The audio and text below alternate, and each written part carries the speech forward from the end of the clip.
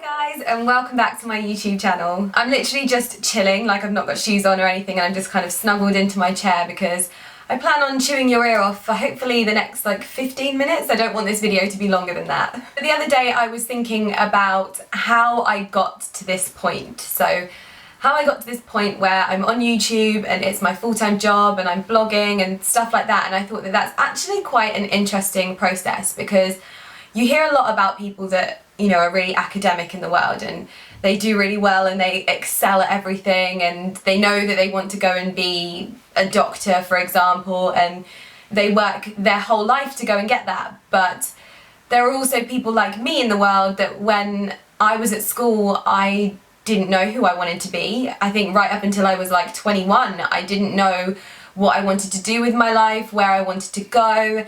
And for me to end up here doing something that I love, like every day I wake up so happy to do this, and for me to be in this position after, you know, being so confused and so lost when I was younger, I think it makes for quite a nice story because I did things the completely the wrong way and I made life so difficult for myself. So I thought that I would tell you all about the process right from when I was at school up until today. So to kick things off, let's go all the way back to primary school, and I actually grew up in a little village called Chorleywood, and I went to Russell School and I loved it there. I literally loved Russell School. It was just such a nice place.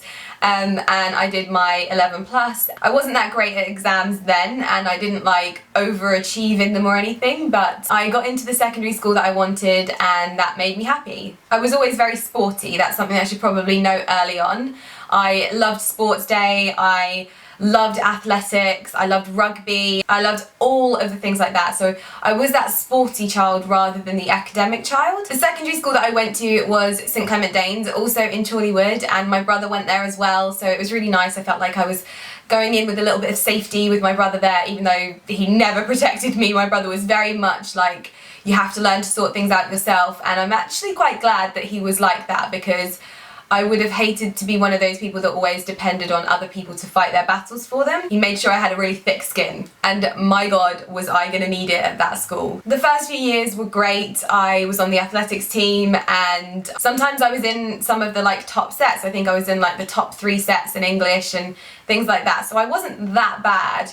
But come year 9, I just completely fell off the radar and really wasn't enjoying school. I didn't have a lot of friends. I've always been one of those girls to have a really sort of small, close-knit group of friends. I've never been the kind of girl to have loads of friends. Like if I say someone is my best friend, I mean it. I don't use that word loosely, and I'm sure you guys will have heard me talk about my best friend Carrie a lot because literally that girl epitomizes the word best friend. Anyway, I'm digressing. I knew I was going to do this. I knew I was going to chat on loads. But yeah, so I didn't have a lot of friends at school and I always found that quite difficult making friends. So I just did not enjoy school whatsoever. My grades slumped. Then it came around to the time that teachers started putting a little bit of pressure on everyone to kind of think about what they wanted to do in life. And you know, I was probably about 14, 15, and literally I thought to myself, my God, you know, I've only just got rid of my blankie that I used to sleep with every single night, and now you want me to make decisions for my future?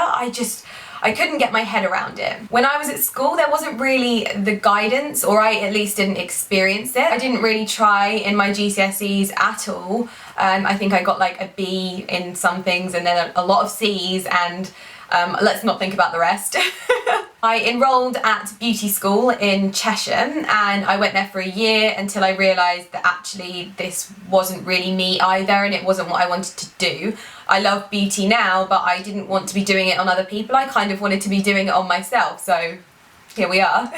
So I did a year of that, and then somehow I managed to get a job in a shop in Watford, and I am sure that you guys will have heard me speak about this shop a lot. I speak about it because it has amazing clothes and the girls that work there are just lovely. I was one of them, but it's the End in Watford. That was my first ever proper sort of job and I absolutely loved it. I loved every second of being there. I remember that they used to have to force me out of the shop when I was ill because I wouldn't go home. I just wanted to work all the time and I just always wanted to work there. And I remember one time they even paid me my full wage for that day that I was off sick because they could see that I wanted to work so badly. And that's probably one of the fondest memories that I have in like my career, I guess, because that was the turning point. That was where I realised that I had this profound love of fashion and putting things together, and there was always this running joke in the store that if something wasn't selling, they would put me in it and it would sell out. And obviously that's such a lovely compliment, but it was funny and we had some good times there, and they're just such a lovely company to work for. That's what ignited my love of fashion in me and made me realise that I loved this. And from there I kind of went and worked in a few other companies, like I worked for French Connection, I worked for Arrogant Cat, Topshop, and places like that. And that was all sort of preparing me for the time that I realised that I wanted to go to university. And I was really lucky to find the University of Northampton, and at the time I was 21 years old, which meant that they actually at that time took experience over grades. So I didn't actually have to present to them any A-levels or anything like that. I could just give them my CV and they could see that I'd worked in buying and that I'd worked in management, and that I could possibly actually go on to do not too badly at university. So I managed to blag my way into university, which to me was just unbelievable. I'm still so thankful to the University of Northampton for taking me on. I didn't get to do the degree that I wanted. I really wanted to do fashion marketing, but I ended up leaving with a degree in business marketing. But by the time I was in my final year of university, I realised that me not doing fashion marketing was kind of affecting me, and I needed kind of like a bit of a creative outlet for my love of fashion and my love of things like that. So I toyed with the idea of like starting some kind of website, and I had actually always had websites when I was really young. I was worried what people would think, and I knew that people would laugh at me, and I took the plunge and I built myself a little blogger blog, and I used what little I know about HTML coding to sort of build a little blog. And I started off by posting things that I picked up from charity shops and just sort of like sprawling them over my university bedroom carpet and just taking pictures and talking about why I'd bought them. As I delved a little deeper, I realised that there was girls like Morven from Cats and Rocking Chairs, and Sandra from 5 Inch and Up, and Audrey from Be Frassy, and I'll link all these girls' blogs down below because I can guarantee that you'll be inspired by them, that's for sure. Basically all of these girls were taking pictures of their outfits and posting them on their websites that they'd started, and I was like, I could do that. I really think I could do that. So that's what I did. I would set up my little iPhone 4 and I would set the timer on it, and I'd have all of the horrible lights on in my room and everything was very yellow and ugh. But I would do it. I would stand there in front of my bedroom wall and I would take pictures of my outfits. I would put them on the internet, and that was that. I would write a little bit about it, and yeah, that was basically how it started. I then found Lookbook, which was really big at the time, and it was kind of like Facebook but for fashion, and you would post pictures of your outfits and people would rate them, and I actually didn't do too badly on there. I grew like quite a big following on there and it did quite well. I don't really go on there anymore because it just kind of faded out, I guess, and I just put more focus onto my blog. Now, I've never stuck at anything in my life. I did ballet and I quit. I learnt the cello and I quit. I learnt the clarinet and I quit, and I've never really stuck at anything. So I never expected to stick at this the way that I did. From my iPhone 4, I progressed to my first ever camera, which was a Nikon D32,000 or D30, I don't know. It was one of those 32 somethings. My dad helped me out picking it, and I got it for my birthday, and I used to stick it on a tripod, stick it on auto and hope for the best. But I remember I used to look at girls' pictures and think, you know, God, how have they got such beautiful imagery, and how are they just doing this? I don't get it. Like, I really wanted to learn, and I had this fire within me to learn how to take better pictures. So I started reading books and I started watching YouTube videos, and I learnt my way around a camera and found that I really, really enjoyed it. So as the years went on, my photography has progressed. I mean, I'm still so critical of my photography and I still think I have a very, very long way to go. And it was about a year into my blog that I met Ali. Now, if you don't know the story of how Ali and I met, I suggest you go and watch our boyfriend tag video, which I will link down below for you. And we just kind of slowly started seeing each other, and after about 6 months we actually made it official. Because we were in a long distance relationship and I would have to shoot outfits at the weekends, and that was when we would see each other, he was like, well, I want to see you more, so I'll start taking your pictures. Then obviously I started turning the camera on him, and the rest is history. Now obviously this was time out of his weekend, and I kind of, you know, I felt sorry for him that he was having to take pictures of me all the time, and I can be quite picky and quite bossy. I mean, me, bossy. But I don't know what it was. I just knew that this could be something, and if all we had to do was invest a little bit of our weekends for, you know, however many years, and this might one day become something, you know, we didn't lose a lot. That was kind of what I said to him. I just basically said, just please invest this time with me, and one day it might be something. And I really, really hoped that it did become something. Throughout all of this time, I'd left university, I got myself a 2-1, and that's better than I ever hoped in my entire life. And I started working in a little shop in Watford just whilst I found my dream job, or so I thought. It wasn't long before I found myself a job at head office with a fashion brand, and I was their e-commerce manager. And I did that for 1.5 years, and I worked on my blog the entire time that I was there. So I was doing a Monday to Friday 9 to 5 job. I would go home, I would work on my blog, I would do emails, I would edit. At weekends I would shoot and edit, and I would also go to the gym. So I didn't get a lot of sleep during that time, but I don't really get a lot of sleep now, so not much changed.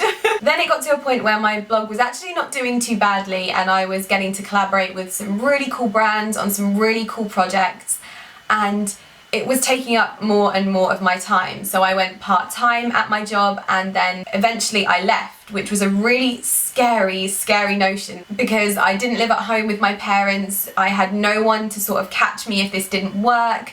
We had a mortgage that needed to be paid, and it was a very scary time. But I think that I worked myself to the bone and so hard that when I did finally leave my job, I kind of like hit the ground running, and touch wood, if I have any, I didn't really experience any sort of scary times, which I'm very thankful for. And that was that. I was a full-time blogger officially. I was blogging full-time, and it was fun, and I was doing something that I loved, and it was just, oh, I just loved every moment of it. I loved waking up every day and being creative and coming up with shoot ideas and writing new content and buying new camera equipment and trying new things out and testing new products and things like that. It was just really exciting. But I realised that the market was moving in a bit of a different way, and I'd always watched YouTube videos, but I'd never really thought that it was right for me. I didn't think that I would be able to get my personality across.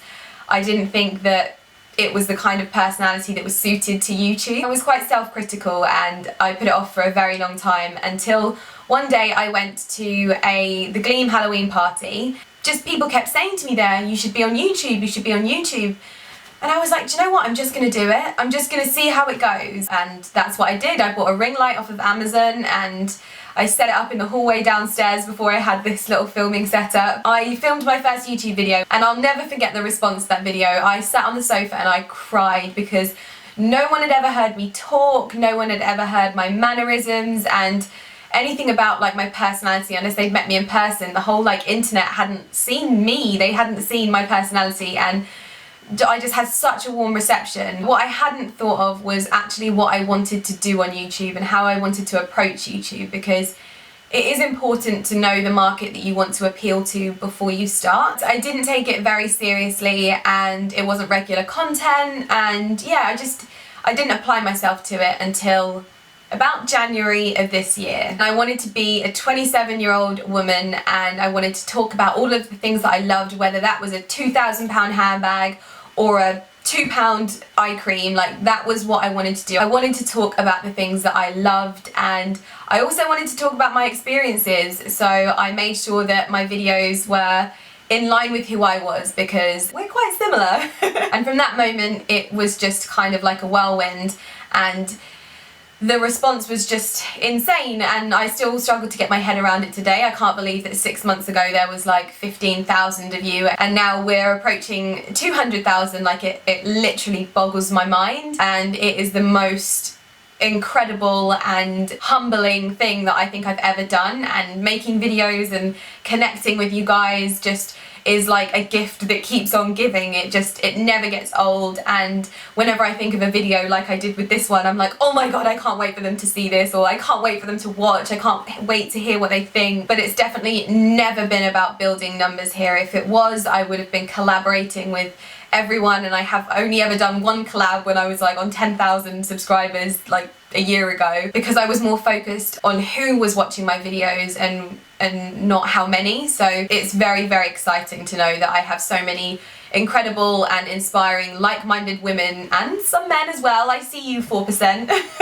And this is where I am today. I would say that now I am a YouTuber because my YouTube has surpassed my blog in following and views, so I guess I can't go against the numbers, so I would say that I'm a YouTuber. But my blog is still as important to me as it was when I started 5 years ago, but I just had to have a little bit of a restructure and make some space for the new content, because doing 2 videos a week is hard. I know that some people think that being on YouTube or being a blogger is a little bit of a joke career, but I can assure you I've never ever worked as hard as I do today.